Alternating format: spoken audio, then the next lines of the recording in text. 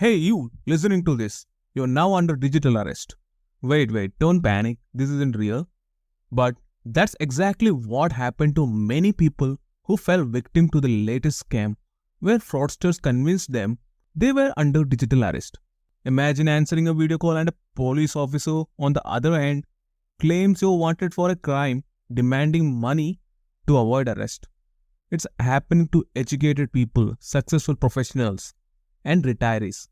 In this podcast, we're diving into what digital arrest scams are, how fraudsters operate, and some shocking stories that shows how easily people are fooled. So stay tuned as we explore darker side of digital crime. Hello Namaskar, welcome to Mindsyncs Weekly Wednesday podcast, your compliance guard, where we dive deep into the world of compliance.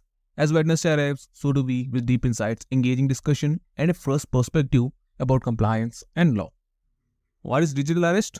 Digital arrest is a new type of cybercrime where scammers impersonate law enforcement over video call to extort money.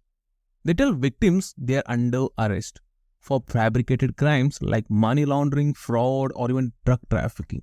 Their goal to scare you into transferring money quickly without thinking.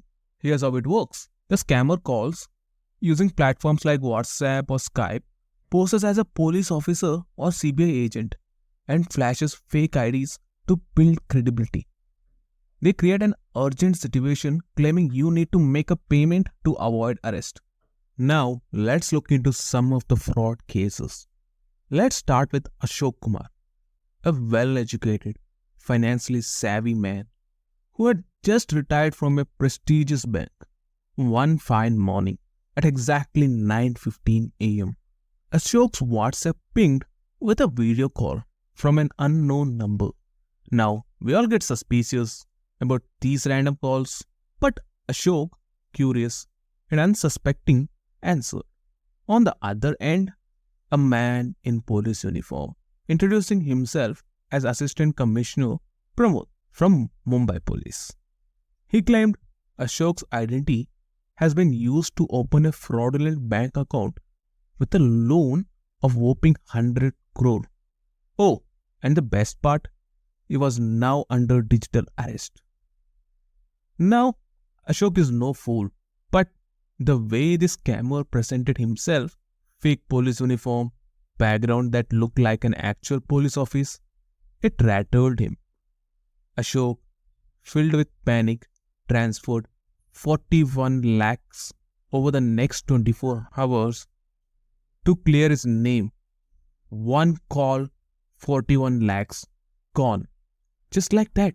Then there's Dr. Anvita, a highly educated doctor. It was late at night on September 1st, and just as she was about to sleep, her phone buzzed. On the other side of the call was a man claiming to be Shamsher, an officer from the Central Bureau of Investigation, CBI. He told her that she was under investigation for money laundering and that there was an arrest warrant issued against her. Imagine hearing that in the middle of the night. She was asked to join a video call, and sure enough, the officer was sitting in what looked like a legitimate government office.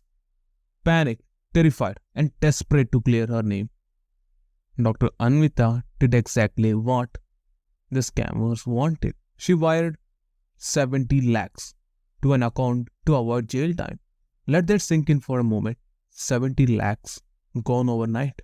Now, you might be thinking, well, I would never fall for something like that.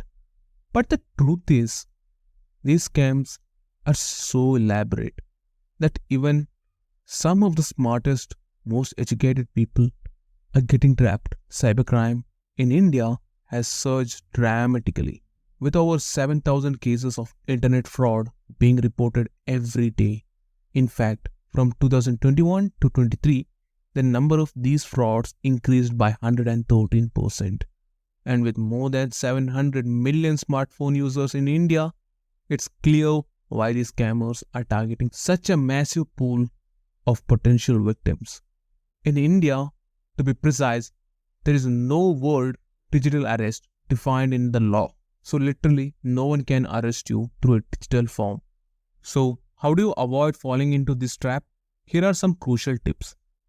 In most of the cases, those people who fall victim are those who are not aware of such scams. It's a new one, so people are not aware of such scams. It's that simple. Some random number calls you with the exact background, exact uniform of a police officer. People believe, and in most of the cases, it's the older generation who probably falls for such scams. So make sure that they are aware of such scams. Try to inform your loved ones that such scams happening. You can share this podcast or any kind of articles to them and make them aware such scams exist. The second is verify the caller. Never trust an unknown caller who claims to be a police officer. Always verify their identity by contacting the agency directly using their official numbers. Then, don't panic. Scammers thrive on creating fear and urgency. If you receive a suspicious call, stay calm and don't rush to make any financial transactions. Be cautious of international calls. Most of these scammers operate from international numbers using VoIP services. If you receive such a call, be on high alert.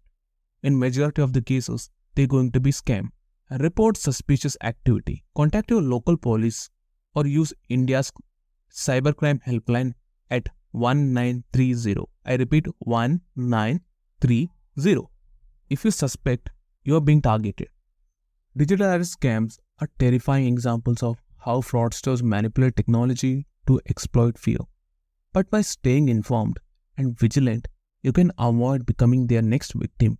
Remember, no real law enforcement will ask for money over a video call. If it sounds fishy, it probably is. Thanks for tuning into MindSync's podcast. If you found this episode informative, don't forget to subscribe for more updates on the world of compliance and advisory services. Until next time, stay compliant, stay informed.